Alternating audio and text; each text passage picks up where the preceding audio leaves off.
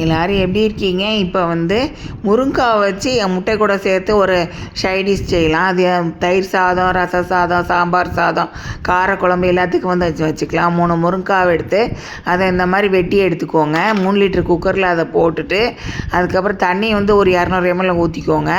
அதுக்கப்புறம் அரை ஸ்பூன் உப்பு போட்டுக்கோங்க, தூள் உப்பு. அதுக்கப்புறம் அரை ஸ்பூன் குழம்பு மிளகாத்தூள் போட்டுக்கோங்க. உங்கள் தேவைக்கேற்ப போட்டுக்கோங்க. தண்ணி 200 ml ஊற்றிட்டு அதுக்கப்புறம் கேஸ் ஸ்டவ்ல மீடியத்தில் ஆரம்பத்தில் இருந்தே வச்சு கடைசி வரைக்கும் மீடியட்லேயே வச்சு ஆவி வந்தோடனே வெயிட்டை போட்டு ஒரு விசில் வந்தோடனே ஆஃப் பண்ணிடுங்க.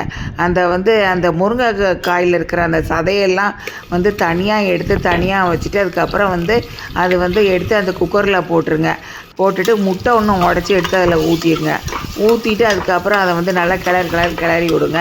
இது நாள் ஆச்சு சமையல் இது சப்ஸ்கிரைப் பண்ணுங்கள், லைக்ஸ் கொடுங்க, நன்றி. இந்த மாதிரி நல்லா கிண்டி எடுத்துக்கோங்க. கிண்டி எடுத்துகிட்டு அதுக்கப்புறம் தனியாக ஒரு கிணத்துல வச்சுருங்க.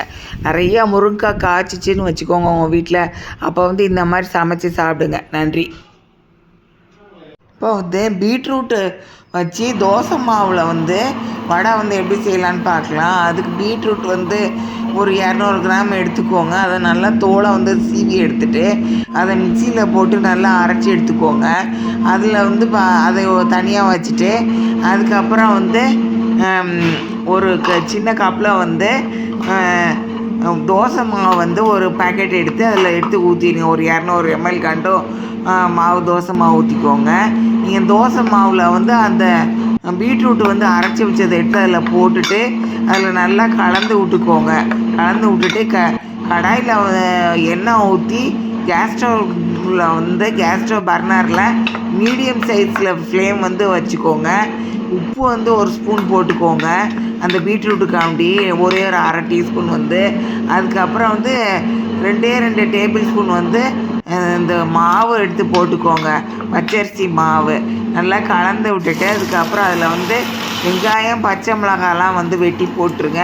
ஒரே ஒரு வெங்காயமோ 2 பச்சை மிளகாவும் போட்டு நல்லா இது பண்ணி விட்டுட்டு அதுக்கப்புறம் அந்த மாவெல்லாம் நல்லா கலந்துட்டு அந்த எண்ணெயில் சூடானதுக்கப்புறம் கேஸ் ஃப்ளேம் மீடியத்தில் வச்சு அந்த வடையெல்லாம் எடுத்து அதில் போட்டு விட்ருங்க. போட்டுட்டு ஒரு பக்கம் வெந்ததுக்கப்புறம் அடுத்த பக்கம் வெந்ததுக்கப்புறம் எடுத்து தனியாக தட்டில் வச்சு குழந்தைங்களுக்கு கொடுங்க.